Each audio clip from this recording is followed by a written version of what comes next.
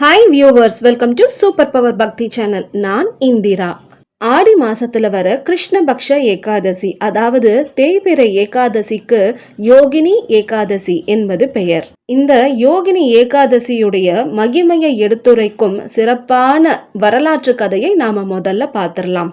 குபேரன் ஆண்டு வந்த ஊர் அழகாபுரி. இந்த அழகாபுரியில குபேரனுக்கு ஒரு பணியாளன் இருந்தான். அவனுடைய பெயர் ஹேமமாலி. இந்த ஹேமமாலிக்கு குபேரனுடைய தர்பார்ல என்ன வேலைனா, தினமுமே குபேரன் சிவ பூஜை செய்வாரு. அந்த சிவ பூஜைக்கு வேணுங்கிற மலர்களை எல்லாம் தோட்டத்துக்கு போய் பறித்து கொண்டு வந்து கரெக்டா அந்த சிவ பூஜை டைம்க்கு கொண்டு வந்து சேர்க்கணும். இதுதான் ஹேமமாலி செய்து வந்த வேலை. இந்த ஹேமமாலிக்கு ஒரு மனைவி இருந்தாள். அவள் பெயர் விசாலாட்சி. ரொம்ப அழகானவ. இவங்க ரெண்டு பேத்துக்கும் நடுவுல, அதாவது ஹேமமாலிக்கும் அவனுடைய மனைவி விசாலாட்சிக்கும் நடுவுல அன்பும் அந்யோன்யமும் நிறைந்து இருந்தது. இப்படி தன்னுடைய குடும்பத்தோட சந்தோஷமா இருந்து குபேரனுடைய தர்பார்ல கொடுத்த வேலையையும் கரெக்டா பார்த்துக்கிட்டே வந்துட்டு இருந்தா ஹேமமாலி. இப்படி வாழ்க்கை போயிட்டே இருக்கும்போது ஒரு நாள் ஹேமமாலி தன்னுடைய மனைவி விசாலாட்சி கிட்ட சந்தோஷமா பேசிக்கிட்டே இருந்தான். அப்படி பேசிக்கிட்டே இருக்கும்போது நேரம் போனதே தெரியல. ஆனா அங்க சிவ பூஜைக்கு டைம் ஆயிடுச்சு. தோட்டத்துக்கு போய் சிவ பூஜைக்கு தேவையான மலர்களை பறித்து கொண்டு வரும் வேலையை இவன் மறந்து போயிட்டான். ஏன்னா அவனுடைய மனைவி கிட்ட பேசிக்கிட்டா இருந்தான் இல்லையா, அதுல நேரம் போனது தெரியல. அதனால அந்த வேலையை மறந்து போயிட்டான். சிவ பூஜை ஆரம்பிச்சிடுச்சு. குபேரன் சிவ பூஜையை ஆரம்பித்து விட்டான். பூஜையில் உட்கார்ந்த குபேரனுக்கு சிவ பூஜைக்கு வேண்டிய புஷ்பங்கள் வரவில்லையே என்பதை பார்த்து உடனே அவனுக்கு ரொம்ப கோபம் வந்துடுச்சு.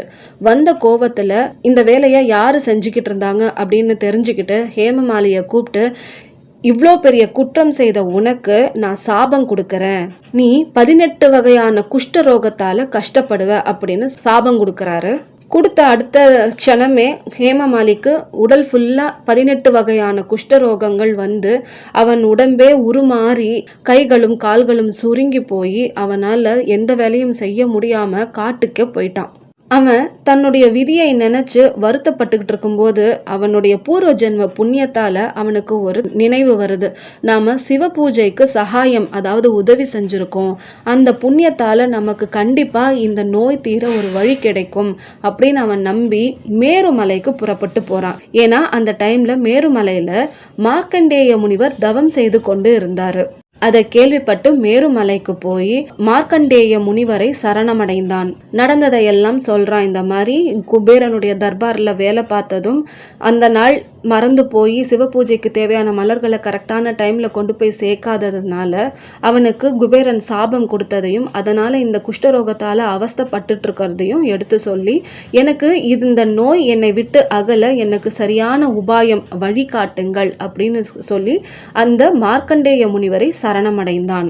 மார்க்கண்டேய முனிவரும் யோகினி ஏகாதசி அன்னைக்கு நீ முறைப்படி விரதம் இருந்து அடுத்த நாள் துவாதசி அன்னைக்கு முறைப்படி பூஜை செய்து விரதத்தை முடிச்சனா கண்டிப்பா இந்த நோய் உன்னை விட்டு போய்விடும் அப்படின்னு சொல்றாரு. ஹேமமாலியும் அடுத்து வந்த யோகினி ஏகாதசி அன்னைக்கு பக்தி ஸ்ரத்தையோட உபவாசம் இருந்து பகவானை பூஜை செய்து அடுத்த நாள் துவாதசி அன்னைக்கு விதிமுறைப்படி தன்னுடைய விரதத்தை முடித்து கொண்டான். இந்த விரதத்தை முடித்த உடனேயே அவனுக்கு இருந்த நோய் அவனை விட்டு போனது. அதாவது குஷ்டரோகத்தால அவன் அவஸ்தைப்பட்டு இருந்தான் இல்லையா, அந்த குஷ்டரோகம் அவனை விட்டு போயிடுச்சு உடனேயே. அவனும் சந்தோஷமடைந்து தெய்வத்துக்கு நன்றி செலுத்தி விட்டு அழகாபுரிக்கே திரும்பியும் போய் சேர்ந்துட்டான். சோ யோகினி ஏகாதசியுடைய மகிமை என்னன்னா குஷ்டரோகத்தை அகற்ற வல்லது அப்படின்னு சொல்லி இருக்கு. ஆனா இங்க நாம ஒரு பாயிண்ட் நோட் பண்ணணும். என்னன்னா, இந்த குஷ்டரோகம் எதனால வந்தது? ஹேமமாலிக்கு குபேரன் அளித்த சாபத்தால தானே வந்தது. சோ என்ன பொறுத்த வரைக்கும் குஷ்டரோகத்தை மட்டுமே அகற்றவல்ல ஏகாதசி தான் யோகினி ஏகாதசின்னு நான் சுருக்கி சொல்ல மாட்டேன். இங்கதான் ஒரு பாயிண்ட நாம நோட் பண்ணணும். ஹேமமாலிக்கு வந்த குஷ்டரோகமே குபேரன் அளித்த சாபத்தால தான் வந்தது. இன்றைய காலகட்டத்துல ஒரு மனுஷன் பிறந்த இறக்குறதுக்குள்ள படிக்கிற காலம், வேலை தேடுற காலம், கல்யாண வயசு, குழந்தை பேரு காலம், வயது முதிர்ந்த காலம், இப்படி வெவ்வேறு காலகட்டத்துல தீர்க்க முடியாத உடல் உபாதைகள் அப்புறம் மன உபாதைகள் வந்து சேருது. இப்பெல்லாம் நம்ம ரொம்ப ஃபேமஸாக கேட்குற வேர்டு என்னன்னா டிப்ரெஷன் டிப்ரெஷன் டிப்ரெஷன். இதுக்கெல்லாம் என்ன காரணம்னு ஸ்பிரிச்சுவலாக நம்ம ரீசன் தேடணும்னா நிறைய பேர் இப்போ யூடியூப்லேயே சொல்கிறாங்க இதுக்கெல்லாம் வந்து தோஷங்கள் காரணம், சாபங்கள் காரணம்னு சொல்கிறாங்க. என்னென்ன மாதிரி சாபம்னா ஆண் சாபம், பெண் சாபம், ஒரு சர்ப்பத்துடைய சாபம், முன்னோர்களுடைய சாபம் அப்படின்லாம் சொல்கிறாங்க. ஸோ எந்த மாதிரி சாபமாக இருந்தாலும் அந்த சாபத்தால் நாம் தீர்க்க முடியாத உடல் உபாதைகளும் மன உபாதைகளும் படும்போது அதை தீர்க்கிறதுக்குரிய ஒரு சூப்பரான ஏகாதசி தான் யோகினி ஏகாதசி என்பது என்னுடைய கருத்து.